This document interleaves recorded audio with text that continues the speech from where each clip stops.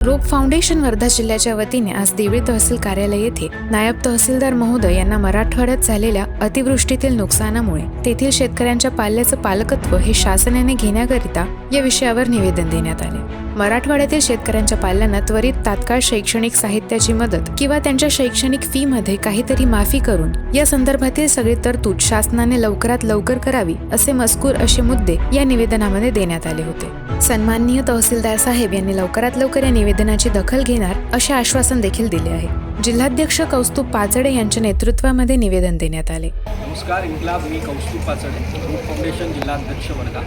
आज प्रामुख्याने आपला जो महाराष्ट्रामध्ये फाउंडेशनच्या तर्फे एक कलमी कार्यक्रम निवेदनाच्या सत्राचा सुरू आहे, याचीच आज देवळी तहसील कार्यालय येथे सन्मान्य नायब तहसीलदारांच्याकडे आपण आपली विनंती आणि आपला निवेदनपत्र त्या ठिकाणी सादर केलं।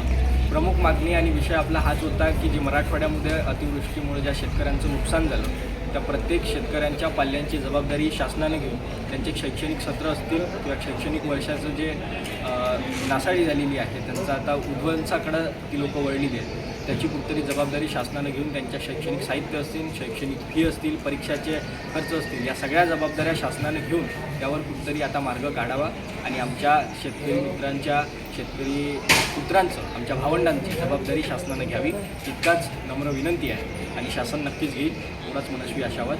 जय महाराष्ट्र। यावेळी देवळी तालुका अध्यक्ष ओम रोकडे, सर्वजित कंगाले, करण इचपाडे, हिमांशु पोटदुखे, केतन दाते, मयूर वानखेडे, अजिंक्य चिक्कार, गुड्डू वीरपटे, समीर कांबळे, पवन टाले, नकुल काटकर, ओम चावरे, हर्षल धोटे, त्याचबरोबर आर्वी तहसील कार्यालय या ठिकाणी तालुका अध्यक्ष ऋषिकेश संजय आप्पा परणकर, वेदांत वानखेडे तालुका अध्यक्ष यांच्या नेतृत्वात आणि पदाधिकाऱ्यांच्या उपस्थितीत देण्यात आले।